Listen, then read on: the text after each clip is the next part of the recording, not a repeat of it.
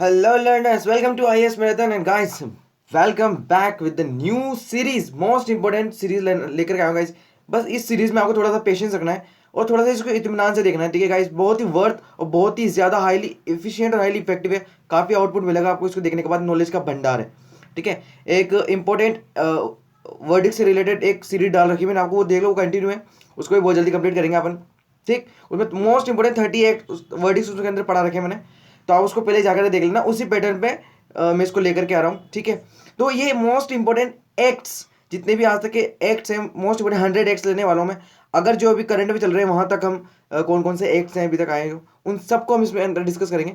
और आपका सजेशन भी लूंगा, अगर आपको कोई स्पेसिफिक अगर कोई एक्ट पढ़ना है तो उसके अलावा, इन 100 एक्ट्स के अलावा उसको जरूर पढ़ाऊंगा मैं। लेकिन उसके लिए चाहिए मुझे आपका रिएक्शन होना चाहिए, ओके। और शेयर करना और लाइक करना अगर पसंद आए तो, ओके। सो योर एजुकेटर सागर, तो स्टार्ट करते हैं। तो यहाँ पर मेरा मेन फोकस तो आपको पता है सिविल सर्विसेज, ठीक है। सिविल सर्विसेज रिलेटेड प्रिपरेशन कर रहे हैं, लेकिन इसके अलावा हम यहाँ पर लाइव कोचिंग भी देते हैं। उसके अलावा हम यहाँ पर बुक समरीज और बहुत ही अच्छा मोटिवेशन का सोर्स हमारा चैनल आपके लिए है, ठीक है। सो बताएं जिनको पता नहीं है इसके बारे में। फिलहाल तो सिविल सर्विसेज फोकस करते हैं and important acts that transformed India की सीरीज को स्टार्ट करते हैं। और यहाँ पर हम आज लेंगे हमारा पहला एक्ट, ठीक है। तो आज का हमारा जो पहला एक्ट है वो है द रेगुलेटिंग एक्ट ऑफ 1773, ठीक। द रेगुलेटिंग एक्ट ऑफ 1773 का एक्ट है। लेकिन वो बताने के पहले मैं आपको थोड़ा सा पैटर्न बता दूं कि किस पैटर्न, जो भी जिसने मेरी पुरानी सीरीज देखी नहीं है उसको जरूर मैं बताना चाहूंगा यहाँ पर कि किस तरीके से हम यहाँ पर डिस्कस करते हैं। तो देखो, सबसे पहले हम लेते हैं यहाँ पर भी जो कोई टॉपिक है उसका इंट्रोडक्शन देखते हैं हम सबसे पहले। उसके पहले मैं आपको एक ब्रीफ आइडिया दे देता हूँ कि हम क्या पढ़ने वाले हैं आगे, ताकि उसको आप आइडिया हो जाएगा और आप जो है फिर उससे कोऑर्डिनेट कर पाओगे। सेकंड में आपको बैकग्राउंड दूंगा, अगर एक्ट है तो उसका बैकग्राउंड तो कुछ रहा होगा, आया क्यों, व्हाट आर द रीजंस आया क्यों एक्ट। थर्ड है आपका कॉन्सेप्ट्स, अगर हम पढ़ रहे हैं उसके बीच में कॉन्सेप्ट आते हैं तो मैं उसको स्पेसिफिक तरीके से समझाऊंगा, आपको ये समझ में आएगा आपको इसी लेसन में किस तरीके से। नेक्स्ट आपके ऑब्जेक्टिव्स, क्या ऑब्जेक्टिव्स रहे इस लोगों लाने के पीछे। फिर उसके इंपॉर्टेंट प्रोविजन पढ़ लेंगे गाइस। यूपीएससी अनप्रेडिक्टेबल है, प्रीलिम्स कहीं से भी क्वेश्चन उठा करके दे रहे हो, ठीक है। तो छोड़ना कुछ भी नहीं है, जितना हम स्पेसिफिक और मेंशन है सिलेबस में मतलब जरूर करके जाएंगे, ठीक है। और ये तो अगर बहुत वर्थ मटेरियल होगा, एक्स्ट्रा कंटेंट है आंसर राइटिंग के लिए, एक्स्ट्रा कंटेंट रिमेंबर, ठीक है। इंपॉर्टेंट प्रोविजन जैसे कि अब आपकी ये प्रीलिम्स में क्वेश्चन पूछेगा यहाँ से, ठीक है। तो उसके बाद आएगा आपका क्रिटिसिज्म, ठीक है। तो मेन स्पेसिफिक एनालिटिकल तरीके से हम इसको भी डिस्कस करेंगे, क्रिटिसिज्म क्या है एक्ट के, ठीक है। नेक्स्ट आपका इंपॉर्टेंस और उसके बाद इंपैक्ट देखेंगे उसका क्या है। हमने वर्डिक्ट भी तरीके से किए थे, आपको काफी अच्छा लगा, ठीक है। सो अब ये भी देख लेते हैं अपन। आज का हमारा पहला एक्ट है द रेगुलेटिंग एक्ट ऑफ 1773। हाँ, मेरे को पता है आपने इसको पहले पढ़ा है और पहले समझा भी है बहुत सारी जगहों पे, लेकिन गाइस इस तरीके से नहीं पढ़ा होगा। ये होता है सिविल सर्विसेज के लिए पढ़ना, कुछ भी बाकी नहीं रहेगा इसके अलावा। अगर आपको लगता है इसके अलावा भी कुछ बाकी है, अगर हम स्पेसिफिक एक्ट को पढ़ रहे हैं और इन टॉपिक्स के अलावा कोई बाकी है, तो please let me know in the comment section, okay. So मुझे नहीं लगता ऐसा कुछ बाकी है। तो देखो, इसके स्पेसिफिक और पूरे लाइन टू लाइन नोट्स मैं आपको टेलीग्राम पे दूंगा, तो वहां पर आप जाके ज्वाइन कर लेना। यहाँ पर मैं आपको बहुत ही वर्थ और बहुत ही अच्छी स्टाइल में समझाने वाला हूँ, जो कि हम हमेशा से समझते हुए आए हैं, ठीक है। कम नोट्स रहेंगे लेकिन समझने का बहुत ज़्यादा रहेगा, इसलिए सुनने का है आपको हमेशा से ज़्यादा, ठीक है। और कॉपी पेन रजिस्टर जो भी आपको लेकर के बैठना है, पेपर प्लीज़ लेकर के बैठे। गारंटी दे रहा हूँ आपको, बहुत कुछ है और जो मैंने पढ़ा दिया वो छूटेगा नहीं आपका, गारंटी। तो स्टार्ट करते हैं। आज तो काफ़ी ज़्यादा इसमें हो गया, क्योंकि ये इंट्रोडक्शन कम आपका जो मेन टॉपिक है फर्स्ट वाला, वो मैं इसके अंदर आपको बताना चाह रहा हूँ, ठीक है। तो इसके अंदर काफ़ी सारे एक्ट्स हैं गाइस, बहुत ही सारे हैं। अब जैसे जैसे हम इसको आगे पढ़ते जाएंगे आपको कवर होते जाएंगे। तो पहला एक्ट है रेगुलेटिंग एक्ट, ठीक। तो रेगुलेटिंग एक्ट में सबसे पहले तो मैं बता दूँ क्या है। बेसिकली ये आपका ब्रिटिश पार्लियामेंट ने 1773 में पास किया था, जून में, ठीक।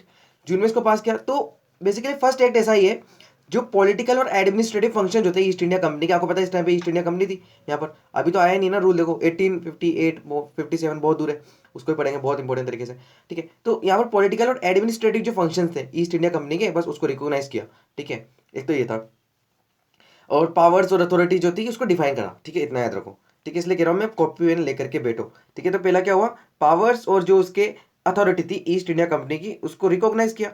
सेकंड सेकंड मैंने आपको बताया पॉलिटिकल और एडमिनिस्ट्रेटिव फंक्शंस जो हैं उसको भी यहाँ पर क्या किया गया, डिफाइन किया गया अच्छी तरीके से। तो ये दोनों थे। नेक्स्ट है आपका बैकग्राउंड, बहुत इंपॉर्टेंट गाइस, बहुत ज़्यादा इंपॉर्टेंट। यानी कि हम यहाँ पर देखेंगे रीजंस क्या रहे हैं। तो आपको एक चीज़ पता है, रॉबर्ट क्लाइव के बारे में सुना होगा, बिल्कुल आपने सुना है, हाँ, काफ़ी टाइम सर्व किया उन्होंने इंडिया में। ठीक है। सो बंगाल मैंने मॉडर्न इंडियन हिस्ट्री कंप्लीट करा दी है, मेंस का थोड़ा बहुत बाकी है, वो मैं बाद में आपको लाके जो है बनाऊंगा उस पर लेसन, ठीक है। थोड़े बहुत ही है, बाकी ज़्यादा कुछ नहीं है। आप पूरी मॉडर्न इंडियन हिस्ट्री देखो, बहुत ही वर्थ तरीके से समझा रखी है मैंने, जाओ उसको देखो अच्छे से। रॉबर्ट क्लाइव खोल दिया पूरा, अपन ने उसका एक धागा खोल दिया, चिंता मत करो, इतना अच्छे से समझा रखा है मैंने आपको। रॉबर्ट क्लाइव देख लेना, ठीक है। बंगाल, बंगाल में उन्होंने सर्व किया था काफ़ी ज़्यादा, गवर्नर जनरल। तो उसके बाद क्या था कि जो रॉबर्ट क्लाइव ने एक सिस्टम लेकर के आए थे, डुअल फॉर्म ऑफ गवर्नमेंट, ठीक है। डुअल फॉर्म ऑफ गवर्नमेंट का उनका एक सिस्टम था। अब ये क्या होता है, तो आज के कॉन्सेप्ट में हम ये समझेंगे डुअल फॉर्म ऑफ गवर्नमेंट क्या है। समझ गए किस तरीके से पढ़ रहे हैं यहाँ पर, ठीक है। जहाँ पर आपको स्टार समझ जाए, दिख जाए, वो समझ लेना आज का हमारा कॉन्सेप्ट होगा वो, ठीक है। यस, तो ये जो पहला रीजन तो यही है कि dual form of government by Robert Clive जो लेकर के आए थे बंगाल में। अब ये इसने क्या किया, इसने सिचुएशन बहुत कॉम्प्लिकेट कर दी। हम रीजन देख रहे हैं यहाँ पर कि क्यों ये रेगुलेटिंग एक्ट आया, कॉन्टेक्स्ट कभी ना भूलें, इसलिए मैं बार बार आपको याद दिलाता रहूंगा। इसने क्या हुआ, इससे क्या हुआ कि बहुत सारे इंस्टीट्यूशनल चेंजेस आ गए सिस्टम में, बहुत सारे इंस्टीट्यूशनल चेंजेस आ गए, जो कंट्री की गवर्नेंस है उसके अंदर डुअल फॉर्म ऑफ गवर्नमेंट की वजह से आ गया भैया। अब इसने क्या किया, जो पीपल थे वहाँ के बंगाल के, उनको बहुत सारा दिक्कत होने लगी थी। डुअल फॉर्म ऑफ गवर्नमेंट इनकी माने कि इनकी माने, हाँ फाइनेंस और ये सब बहुत सारी चीज़ें थी, रेवेन्यू डिवाइड कर दिया। अभी हम इसको समझते हैं आगे। सेकंड आपका टेरिबल फेमाइन, गाइस बहुत ही ब्रूटल फेमाइन आई थी, वर्ल्ड हिस्ट्री में दर्ज है ये, इतनी खतरनाक फेमाइन इन द वर्ल्ड, बहुत लोग मारे गए इसके अंदर, millions of millions people died. So इसने क्या किया, जो पीपल की प्लाइट थी वो बढ़ा दी। पुअर पुअर तो बहुत ज़्यादा हो गया था, पुअर पुअर हो गए तो लोग बहुत हद एक लेवल तक, ठीक है। और अथॉरिटीज़ यहाँ पे कोई रिस्पॉन्स नहीं कर रही थी, ठीक है। तो बहुत सारी पॉपुलेशन जो थी पेरिश हो चुकी थी इस टाइम पे, राइट। तो पहला रीज़न क्या है रेगुलेटिंग एक्ट लाने का, dual form of government. Guys बहुत ही कॉम्प्रिहेंसिव एनालिसिस है, इसको प्लीज़ हल्के में ना ले कभी भी। सेकंड आपका टेरिबल फेमाइन, ठीक है, बता दिया। थर्ड आपका ह्यूज फाइनेंशियल क्राइसिस, ठीक है। देखो थोड़ा सा बताता हूँ आपको। फाइनेंशियल कंपनी को फोर्स किया गया कि आप 1 यूरो मिलियन, एक मतलब 1 यूरो मिलियन आप क्या करो, 1 million euro, sorry 1 million euro जो है क्या करोगे, लोन लोगे गवर्नमेंट से। अब गवर्नमेंट ने क्या चाह रही है कि हम कंपनी को बनाए डिपेंडेंट, और कंपनी भी चाह रही थी, उनको लोन की बहुत जरूरत थी, कंपनी डूबने वाली थी। तो उसने क्या किया, ब्रिटिश गवर्नमेंट से 1772 में लोन ले लिया। अब इसी का फायदा उठा करके ये लेकर के आ गए 1773 में कि अब तो रेगुलेशन करना बहुत ज़रूरी है, पैसा हमारे भाई वापस भी चाहिए हमको उनसे, ठीक है। अब इसने जो है ब्रिटिश गवर्नमेंट को अट्रैक्ट किया कि अब तो जो है फोकस पे लाना पड़ेगा, ठीक है। उसके बाद है आपका कंपनी के राइट्स, ठीक है। फिफ्थ देख रहे हैं हम यहाँ पर, अब फोर्थ देख रहे हैं हम यहाँ पर, फोर्थ रीजन कंपनी के राइट। अब यहाँ पे क्या भैया, देखो कंपनी को पहले ट्रेडिंग राइट दे रखे थे इंडियन सब कॉन्टिनेंट में, सिर्फ इंडियन सब कॉन्टिनेंट बात कर रहा हूँ, अपनी म्यांमार भूटान ये उस टाइम के सब इसी के अंदर इंक्लूडेड है, ठीक है। लेकिन टाइम के साथ क्या हुआ, ग्रेजुअली इन्होंने एक गवर्निंग बॉडी की तरह काम करना स्टार्ट कर दिया, आपको पता है कंपनी ने, ठीक है। अब ये गवर्नमेंट को जो है वो पसंद नहीं आया ये सब, उनके ये वाले स्टेप की गवर्निंग बॉडी कैसे बन के काम कर रहे हैं भैया ये। सो अब ये जो गवर्निंग बॉडी है, ये जो फंक्शन कर रहे थे गवर्नेंस फंक्शन, इसको स्टॉप करने के लिए कंपनी के जो राइट थे उसको एक्सटेंड कर दिया इन्होंने, किसमें कि जो इन्होंने गवर्नमेंट ने अब जो राइट्स थे कंपनी के उनको कम करके ब्रिटिश गवर्नमेंट के राइट्स को यहाँ पर इम्पोज करना स्टार्ट कर दिया। कैसे, इन्होंने क्या कहा था कि ये जो है हमारी ब्रिटिश पोजीशन है, ठीक है, यानी कि गवर्नमेंट की पोजीशन है जिसपे ईस्ट इंडिया कंपनी वहाँ पे गवर्न कर रही है, ठीक है। तो ब्रिटिश पोजीशन उसका नाम आया सबसे पहले ये पे। नेक्स्ट है आपका 3 मेन प्रेसिडेंसीज, ठीक है, जो बंगाल, मद्रास और बॉम्बे की थी, ठीक है। यहाँ पर कोई कॉमन कंट्रोल नहीं था एडमिनिस्ट्रेशन का, आपको पता है गवर्नर जनरल थे, ठीक है, और ठीक है वो तो कंपनी के थे गवर्नर जनरल, ठीक है। तो यहाँ पर कोई कॉमन कंट्रोल नहीं था, एडमिनिस्ट्रेशन नहीं था इनके बीच में, काफ़ी अच्छा कोऑर्डिनेशन नहीं था, ठीक है। तो यहाँ पर एक यूनिफॉर्मिटी की नेसेसिटी इनको लगी, ठीक है, कि ये जो तीनों प्रेसिडेंसीज है मेन, यहाँ पर हमारे ट्रेडिंग पोर्ट्स भी हैं, ट्रेडिंग एजेंसीज हमारी फैक्ट्रीज हैं, तो यहाँ पे हमको एक यूनिफॉर्मिटी इन एडमिनिस्ट्रेशन लाना बहुत ज़रूरी है। तो इस तरीके से ये वाला एक्ट आया। तो ये थे हम आपके रीजंस कि क्यों आया बेसिकली रेगुलेटिंग एक्ट आपका। नेक्स्ट आपका कॉन्सेप्ट मैंने कहा था डुअल फॉर्म ऑफ गवर्नमेंट पढ़ेंगे हम, लेकिन उसके पहले थोड़ा सा फैक्ट बता दूं। लॉर्ड नॉर्थ कौन, आपके प्राइम मिनिस्टर थे इंग्लैंड के, इस टाइम पे वो आ गए थे। तो इन्होंने क्या करा था कि 1773 में मई में इन्होंने वाला बिल लाए और पास करा के ले गए, ठीक है। अब यहाँ पर समझना काफी इंपॉर्टेंट बात, कॉन्सेप्ट में हम देख रहे हैं यहाँ पर डुअल फॉर्म ऑफ गवर्नमेंट। आपको पता है मैंने आपको बहुत ही अच्छे से, चलो पहले टाइम पीरियड बताता हूँ मैं, 1765 से 72, वैसे मैंने समझा रखा है इसको किसमें, हमारे मॉडर्न इंडियन हिस्ट्री की सीरीज में, एक बार जाकर के देख ले, मैं लिंक दे दूंगा, ठीक। अब यहाँ पर क्या हुआ कि देखो बैटल ऑफ बक्सर हुआ। बैटल ऑफ बक्सर कब से कब तक हुआ, ये आपका आज का क्वेश्चन है, एक ही पूछा है अभी तक, बैटल ऑफ बक्सर बताओ मुझे कब से कब तक हुआ। तो ये जो पीरियड था इसमें क्या हुआ, कंपनी अब क्या क्या चाह रही थी कि अब बंगाल जो है उसमें हमारी लीडिंग पावर हो, और हो चुकी थी, ठीक है। अब ये चाह रहे थे कि हम इकोनॉमिक बेनिफिट हमको चाहिए यहाँ से, तो कितना मैक्सिमाइज कर सके अपनी पावर, उतने मतलब उतना पैर फैलाओ अपना, तो ये चाह रहे थे। तो और लेकिन दूसरी तरफ ये भी था, इसका मैं अभी बात कर रहा हूँ कंपनी की, ठीक है। अब ये क्या चाह रहे हैं कि हमें गवर्नेंस भी नहीं देना और हमको इकोनॉमिक बेनिफिट्स भी लेनी है, ठीक है। यानी कि इनकी इतना इच्छा नहीं थी कि हम गवर्न करें बंगाल को, लेकिन वो चाह रहे थे कि पूरा इकोनॉमिक बेनिफिट जितना दूर तक हम फैला सके फैलाएं। तो रॉबर्ट क्लाइव इंट्रोड्यूस करते हैं डुअल गवर्नेंस सिस्टम, ठीक। यहाँ पर आता है फिर आपका कौन, रॉबर्ट क्लाइव। अभी क्या कहते हैं 1765 में, ये कहते हैं कि जो entire governance of the Bengal है उसको हम दो पार्ट में डिवाइड कर देंगे। अब वो क्या है आपका, पहला है आपका दीवानी, ठीक, ये वाली दीवानी नहीं है, ठीक है, और ये Nizamat. What do you mean by Nizamat and Diwani? Guys देखो, दीवानी जो है वो, इसका मतलब है कि जो कंपनी का रेवेन्यू अफेयर्स हैं, ठीक है, कंपनी के जो रेवेन्यू अफेयर्स हैं वो कौन देखेगा। अब इन्होंने यहाँ पर क्या कहा था, इसके एक्ट के अंदर लिखा है कि जो एम्परर है, ठीक है, वो उससे हमने एक्वायर की हुई है, और हम कंपनी ने मतलब कंपनी को एम्परर जो है ब्रिटेन का, उन्होंने एक्वायर करके इनको दी है कंपनी को, ये इसके अंदर लिखा हुआ था, ठीक है। अब इसका जो राइट है क्या, रेवेन्यू कलेक्ट करने का, ठीक है, तो वो किसके पास जाएगा, वो जाएगा आपका कंपनी के पास, ठीक है, सिंपल है। यानी कि रेवेन्यू अफेयर्स और रेवेन्यू कलेक्शन का काम किसको दिया, ईस्ट इंडिया कंपनी को, तो दीवानी राइट्स आएंगे। सेकंड आपका निजामत। निजामत मतलब क्या है, देखो निजामत क्या कर रखा था इन्होंने, एक एक बेसिकली एक पोस्ट बनाई थी इन्होंने, सूबेदार, ठीक है। अभी सूबेदार स्पेसिफिक इन्होंने इसी रीजन के लिए बनाई थी बंगाल, और जो निज़ाम है उस टाइम के, ठीक है, यानी कि जो सूबेदार से इन्होंने लेकर के जो राइट्स थे वो दिए थे किसको, निजाम को। अब यहाँ पर जो peace law and order, peace law and order से रिलेटेड जो राइट्स, जो बेसिकली पावर्स हैं वो दे दी गई थी इसी के अंदर, ठीक है। तो दो तरीके का सिस्टम बना दिया यहाँ पे, दीवानी और निजामत, ठीक है। सो बेसिकली अगर बताऊं तो निजाम जो थे उसको क्या काम दे दिया गया, उसको काम दे दिया गया कि आप लॉ एंड ऑर्डर पीस को संभालो। बाद में आपको पता है सिराजुद्दौला किस तरीके से उन्होंने आतंक किया यहाँ पर, क्योंकि ये जो ईस्ट इंडिया कंपनी के लोग थे वो यहाँ से उनको रेवेन्यू ही नहीं रिलीज करते थे, ऊपर से एक्सप्लॉइट करते थे, बहुत सारा रेवेन्यू इनसे मांगा करते थे, कौन, आपका इनसे निजाम वगैरह से कलेक्ट करके देने को, ठीक है। तो जितना भी रेवेन्यू पावर था वो तो डायरेक्ट कंट्रोल होता कंपनी के अंदर आ गया, जबकि निजाम को अंदर क्या है, पीस एंड ऑर्डर, ठीक है। अब इसने डिपेंडेंट बना दिया उनको, ये तो मैं बता रहा हूँ आपको, ठीक है। फिर ये वाला सिस्टम हटाया किसने बाद में, ये क्वेश्चन बहुत अच्छा है, वॉरेन हेस्टिंग ने, ठीक है, 1772 में, ठीक है ना। तो ये हटा दिया, फिर एक्ट आ ही गया आपका। तो मेन ऑब्जेक्टिव देख लें गाइस, ये वाला थोड़ा बड़ा होगा वाला लेसन, अगला चिंता मत करो, अगले एकदम छोटे छोटे लेसन आएंगे बहुत इंपॉर्टेंट, और एक एक अपन जो है अच्छे तरीके से इसको कंप्लीट करते हुए निकलेंगे, लेकिन इफेक्टिवनेस कम नहीं होनी चाहिए, चाहे टाइम बड़ा हो जाए, क्योंकि ये वाला इंट्रोडक्शन था, इसके अंदर इंट्रोडक्शन भी देना था मेरे को सीरीज के बारे में, इससे मैंने बताया भी, और हम एक्ट भी समझ रहे हैं इसके अंदर, तो ये पहला चैप्टर भी हो जाएगा आपका।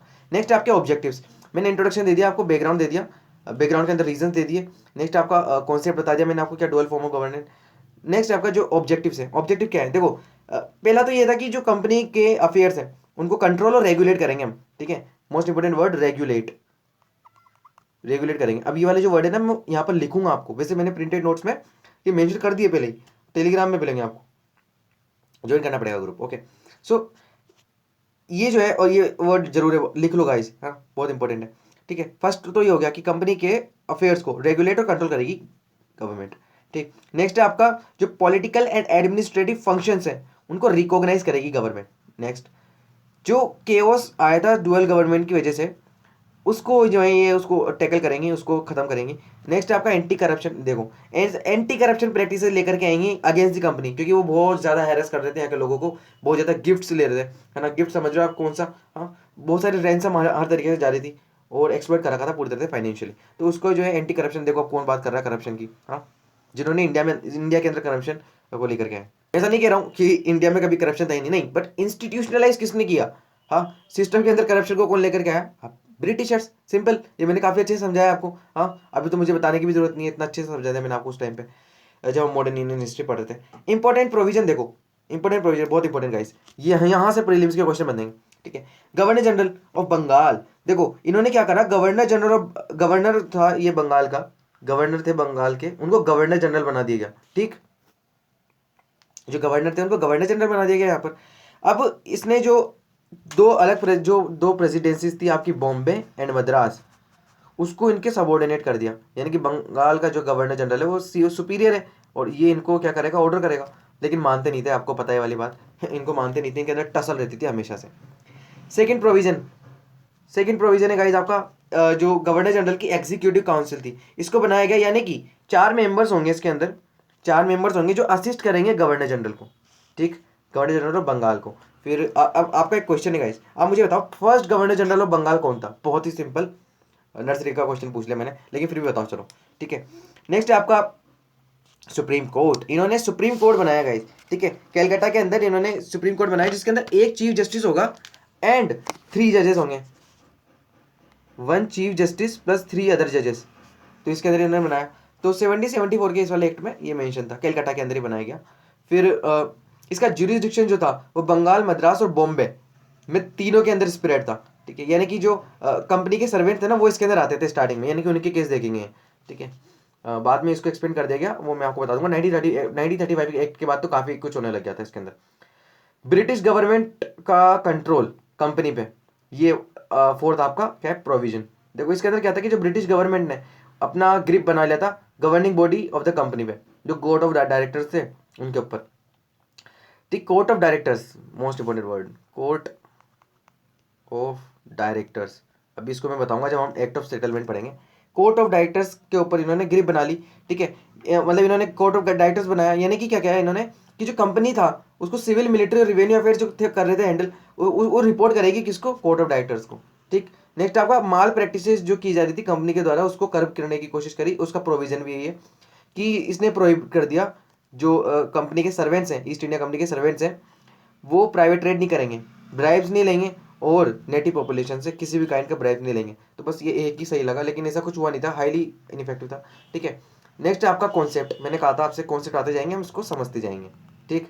तो एक्ट ऑफ सेटलमेंट 1781 ये इसी के बाद आया था, ठीक है, ये बेसिकली हमने डिस्कस किया 1773, इसके बाद ये वाला एक्ट आया 1781 में। इसके अंदर क्या था देखो गाइस, ये जो था जो आपका 1773 है उसके जो अंदर एक्ट, उसके अंदर जो डिफिकल्टीज है उसको रिमूव करने के लिए लाके आए, ठीक। इसके अंदर क्या था कि कुछ डायरेक्टर्स थे, उन्होंने 1777 में क्या किया, इसका थोड़ा सा बैकग्राउंड बता रहा हूँ मैं। 1777 में क्या किया इन्होंने, डायरेक्टर्स की बात कर रहा हूँ मैं, कोर्ट ऑफ डायरेक्टर, कि उन्होंने सुप्रीम कोर्ट के खिलाफ एक कंप्लेंट फाइल करी वहां पर गवर्नमेंट के, कि जो है ये बेसिकली काम करने नहीं दे रहा हमको सुप्रीम कोर्ट, ठीक है, मतलब एडमिनिस्ट्रेशन चलाने में हमको डिफिकल्टीज आ रही है बहुत ज़्यादा। अब देखना क्वेश्चन कैसे बनेगा। अब ये कंप्लेंट कर दी गई, अब गवर्नमेंट ने क्या किया, ब्रिटेन में ब्रिटिश गवर्नमेंट ने एक कमेटी बनाई गई, एक कमेटी बनाई इन्होंने, उसका इन्होंने नाम दिया, बहुत इंपॉर्टेंट, TOUCHET, टाउश कमेटी, ठीक है, टाउश कमेटी हम इसको बोलते हैं, that looked into the administration of the Bengal, Bihar and Odisha, ठीक है। तो टाउश कमेटी किसमें आपको बताऊं, तो इसके अंदर ब्रिटिश गवर्नमेंट ने क्या कि अब इन्होंने क्या किया, इस अमेंडमेंट, ये वाला जो एक्ट एक लेकर के आए थे, ये अमेंडमेंट ही था बेसिकली 1773 के एक्ट में, तो इसमें कुछ चेंजेस किए थे, उसका एक आध बता देता हूँ मैं आपको। देखो फर्स्ट है कि जो सर्वेंट ऑफ द कंपनी है, जो पहले ज्यूरिसडिक्शन में आते थे उसको एग्जेम्प्ट कर दिया गया, ठीक है, जो सुप्रीम कोर्ट के ज्यूरिसडिक्शन में आते थे उनको एग्जेम्प्ट कर दिया गया, ठीक है। सेकंड क्या है आपका, सेकंड है आपका जो सुप्रीम कोर्ट का ज्यूरिसडिक्शन है, ठीक है, उसको थोड़ा सा नैरो डाउन कर दिया गया, ठीक है, यानी कि उसके अंदर से रेवेन्यू जो मैटर्स होते थे वो निकाल दिए गए, रेवेन्यू मैटर्स को एग्जाम कर दिया गया कोर्ट के जो आपका ज्यूरिसडिक्शन होता है उससे, बहुत इंपॉर्टेंट है ये। थर्ड है आपका अपेलेट ज्यूरिसडिक्शन जो सुप्रीम कोर्ट में होता था उसको हटा दिया, बहुत इंपॉर्टेंट, अपेलेट ज्यूरिसडिक्शन जो था उसको हटा दिया गया, क्योंकि अब जो गवर्नर जनरल को दे दिया गया वो, यानी कि अगर आपको सुप्रीम कोर्ट के खिलाफ जो आपको अगर अपील करनी है तो आप क्या करोगे, गवर्नर जनरल के ऑफिस में, उसकी काउंसिल में, ठीक है, तो वहां से होगा। ये बस ये बात याद रखना कि प्रोविंशियल गवर्नर्स को अपील का मतलब वहां पर अपील नहीं कर सकते थे आप, ठीक है, ये बात याद रखना। लेकिन वहां पर जो कोर्ट्स थे, ठीक है, प्रोविंशियल कोर्ट्स, वहां पर आप अपील कर सकते थे, ठीक है। तो इतना याद रखो आप तो कि गवर्नर जनरल उसकी काउंसिल में आप अपील कर सकते हो, सुप्रीम कोर्ट में नहीं, अपीलेट जुरिस्डिक्शन हटा दिया गया उसका, ठीक है, तो ये था, ठीक। नेक्स्ट आपका क्रिटिसिज्म क्या है इसका, यस यस गाइस, एक बहुत इंपॉर्टेंट जो यहाँ पर मिस किया वो ये है कि हिंदूज जो हैं आज से उनको ट्रीट किया जाएगा according to the Hindu law, next, और मुस्लिम्स को क्या किया जाएगा, मुस्लिम्स को किया जाएगा according to the Mohammedan law. तो ये इन्होंने इसके अंदर कहा, क्योंकि अगर वो हिंदू को नाराज करेंगे सेंटिमेंट्स को, तो जो है ये टिक नहीं पाएंगे ज़्यादातर 4 दिन तक, और मुस्लिम्स को भी, ठीक है, मुस्लिम्स का भी ऐड करेंगे, तो इन्होंने क्या किया, इनको सेपरेट ट्रीट करते हैं, ठीक है। सुप्रीम कोर्ट उसी का अकॉर्डिंग देखेगी क्या हिंदू लॉ है, क्या आपका मोहम्मदियन लॉ है। तो क्रिटिसिज्म देखते हैं इसका, क्रिटिसिज्म क्या है, देखो रेगुलेटिंग एक्ट ऑफ 1773 इसके बारे में बात कर रहे हैं। इसने इंपॉर्टेंट चेंजेस लाने की तो कोशिश करी, फर्स्ट तो एडमिनिस्ट्रेशन में, सेकंड जस्टिस सिस्टम में, ठीक है। लेकिन लेकिनास थे इसके अंदर, तभी तो 1781 का एक्ट आया, ठीक है। लेकिनास थे इसके अंदर, अकाउंटेबिलिटी का चक्कर था इसके अंदर। अगर आपको बताऊं तो अकाउंटेबिलिटी नहीं बताई गई। बाद में देखो सुप्रीम कोर्ट को भी हटा दिया, उसकी भी जुरिडिक्शन को नैरो कर दिया गया, तो it is one of the criticism, okay. And it can be said that ये फर्स्ट स्टेप था सेंट्रलाइजेशन ऑफ ब्रिटिश एडमिनिस्ट्रेशन में। याद रखना सेंट्रलाइजेशन का पहला स्टेप है ये, बहुत इंपॉर्टेंट है। अब एक एक्ट ऐसा आएगा जहां से आपका डिसेंट्रलाइजेशन स्टार्ट हो जाएगा, वो भी हम इसके अंदर इंपॉर्टेंट तरीके से डिस्कस करेंगे। नेक्स्ट, अगर हम इंपॉर्टेंस और इम्पैक्ट की बात करें तो सबसे पहला तो आता है आपका कि फर्स्ट स्टेप था, मेजर इम्पैक्ट था, फर्स्ट स्टेप था टुवर्ड दी जो एक इंस्टीट्यूशनलाइज करेगा एडमिनिस्ट्रेशन को, सेंट्रलाइज करेगा, ठीक। जुडिशियल और एडमिनिस्ट्रेटिव चेंजेस में ऑर्गेनाइजेशनल स्ट्रक्चर को चेंज कर दिया गया यहाँ पर, क्योंकि कोर्ट ऑफ डायरेक्टर्स को लेकर के आ चुके थे ये। नेक्स्ट है आपका जो इन्होंने क्या किया, अकाउंटेबिलिटी जो गवर्नर जनरल के था, ठीक है। और जो मतलब इन्होंने ट्राई किया कि जो अकाउंटेबिलिटी जो गवर्नर जनरल की थी वो answerable to the court of directors हो, ठीक है। तो इन्होंने गवर्नर जनरल की आंसरेबिलिटी अकाउंटेबिलिटी को ही शिफ्ट कर दिया टोटली। तो मतलब इसको इंट्रोड्यूस कर दिया गया थोड़ा सा, अगर हम शिफ्ट ना करके इंट्रोड्यूस, क्योंकि पहले तो था ही ना कुछ भी ऐसा कि जवाब भी देना पड़ेगा गवर्नर जनरल को वहाँ पर जाकर के, लेकिन अब देना पड़ेगा, क्योंकि यहाँ पर इन्होंने क्या बना दिया, मैंने आपसे क्या कहा था, इन्होंने अब क्या बना दिया यहाँ पे कोर्ट ऑफ डायरेक्टर्स, यानी कि गवर्नर जनरल किसको जाकर के कहेगा, रिपोर्ट किसको देगा, कोर्ट ऑफ डायरेक्टर्स को, सिंपल। अब इन्होंने क्या, एक मिसअंडरस्टैंडिंग इनको क्या हुई कि इन्होंने सोचा कि करप्शन हम कम कर लेंगे, ठीक है। लेकिन इनको ये नहीं पता था कि अब जब गवर्नर जनरल और उसकी जो काउंसिल है, गवर्नर जनरल और उसकी जो काउंसिल है ना गाइस, रैम्पेंट करप्शन की कंडीशन बना दी इन्होंने, अब्यूज ऑफ पावर बुरी तरीके से होने लग गया, क्योंकि सब पावर किसके पास, गवर्नर के पास। जुडिशरी को कम कर दिया गया इन्होंने, इंट्रोड्यूस किया लेकिन जुडिशरी को कम भी तो कर दिया हाथों हाथ कुछ ही सालों में इस एक्ट ऑफ सेटलमेंट में, ठीक है। अब बहुत सारा कन्फ्यूजन, ठीक, यहाँ पर बहुत सारा कन्फ्यूजन आ चुका था, अनसर्टेनिटी थी सुप्रीम कोर्ट जो था उसके पावर में, ठीक है। आपको बता दिया मैंने क्या क्या चेंज किए थे। लेकिन जो नेटिव पॉपुलेशंस की लाइफ में और उनका जो बेसिकली उनकी सफरिंग्स थी, उनकी हार्डशिप थी, उनको नहीं एड्रेस कर पाया है, उसके तो टोटली फेल्ड हो चुका था ये वाला एक्ट, ठीक है। अब यहाँ पर हमने पहले 1773 देखा, फिर मैंने आपको 1781 का एक्ट बताया जो कि क्या था, इसमें अमेंडमेंट। नेक्स्ट है आपका पिट्स इंडिया एक्ट, ठीक है। ये कोई हम सेपरेटली नहीं पढ़ेंगे, ठीक है, इसको मैं अभी बता देता हूँ आपको। जो ये लेकर के आए थे 1784 में, पिट्स इंडिया एक्ट लेकर के आए थे। इसमें क्या था कि वही working of the east India company के सिस्टम में सब्सटैंशियल चेंजेस के लिए, ठीक। इन्होंने क्या किया, इन्होंने पॉलिटिकल और कमर्शियल फंक्शंस में चेंज कर दिया गया, ठीक है। अब इन्होंने सेपरेट कर दिया इनको, अब इन्होंने कहा हम इसको सेपरेट करेंगे तो इसको इंस्टीट्यूशनलाइज फॉर्म देना पड़ेगा, ऑर्गेनाइजेशन बनानी पड़ेगी। तो इन्होंने क्या किया, इन्होंने बनाया कोर्ट ऑफ डायरेक्टर्स, ये तो बनाया गया, सॉरी, कोर्ट ऑफ डायरेक्टर्स बनाया गया कमर्शियल अफेयर्स के लिए, और पॉलिटिकल अफेयर्स के लिए बनाया गया बोर्ड ऑफ कंट्रोल। बहुत इंपॉर्टेंट बता रहा हूँ बात, ये याद रख लेना। कमर्शियल अफेयर्स के लिए इन्होंने बनाया कोर्ट ऑफ डायरेक्टर्स, और पॉलिटिकल अफेयर्स के लिए इन्होंने क्या बनाया, बोर्ड ऑफ कंट्रोल। यानी कि अब ये power of superintendence and direction of civil, military और रेवेन्यू अफेयर्स दे देगा बोर्ड ऑफ कंट्रोल को, ठीक है, हो गया। अब यहां पर जो एक्ट था ये फर्स्ट ऑफिशियल डॉक्यूमेंट था जिसने क्या करा, ये रहा, आ गया। ये जो एक्ट था ये फर्स्ट ऐसा ऑफिशियल डॉक्यूमेंट था जिसने क्या करा कि इंडियन टेरिटरी को बोला कि ये ब्रिटिश पोजीशन है, ठीक है, ब्रिटिश पोजीशन इन इंडिया। यानी कि किस पर रूल कर रहे हैं, ब्रिटिश असली में रूल कर रहे हैं, लेकिन देख किसको रखा है इन्होंने, ईस्ट इंडिया कंपनी को। तो ये था आपका आज का पहला एक्ट। गाइस अगर आप चाहें तो इसको 1.2 है की स्पीड में सुने, आपको काफी अच्छा एक्सपीरियंस मिलेगा, टाइम भी बचेगा आपको, ठीक है। अगले लेसन में मैं लेकर के आऊंगा आपका जो next important charter act of 1833, ठीक है, चार्टर एक्ट ऑफ 1833 वो लेकर के आऊंगा और काफी डिटेल में उसको भी समझेंगे हम। तो आई होप आपको पसंद आया होगा। अगर आपको पसंद आता है ना गाइस तो प्लीज शेयर कर दो और लाइक कर देना, इसको बता दो क्या क्या इंप्रूवमेंट करना है, हम वो करेंगे जरूर डेफिनेटली। और 100 एक्ट करा के मानूंगा आपको, अगर आप चाहें तो कुछ इंक्लूड करवा सकते हैं इसके अंदर, आपके पास टाइम है भी, ठीक है। मैं एक साथ 4-5 एक्ट भी आपको समझा सकता हूँ शॉर्ट में, लेकिन हम इसको अंदर कॉम्प्रिहेंसिव देखेंगे, हम यहाँ पे शॉर्ट लेंथ नहीं देख रहे इंपॉर्टेंट अगर हम बात करें तो, ठीक है। समझ में A to Z चीज़ें आएगी, सिविल सर्विस के लिए पढ़ रहे हैं, ठीक है, मजाक नहीं कर रहे हैं, ठीक है। तो ये पैटर्न बेस्ट पैटर्न है, ठीक है। तो अप्रिशिएट करें हमारे एफर्ट्स को, और फ्री इनिशिएटिव है यार, हाँ, तो हमारी भी सोचें और क्या करोगे आप इसको शेयर एंड सब्सक्राइब, ठीक है। तो thank you and have a nice day.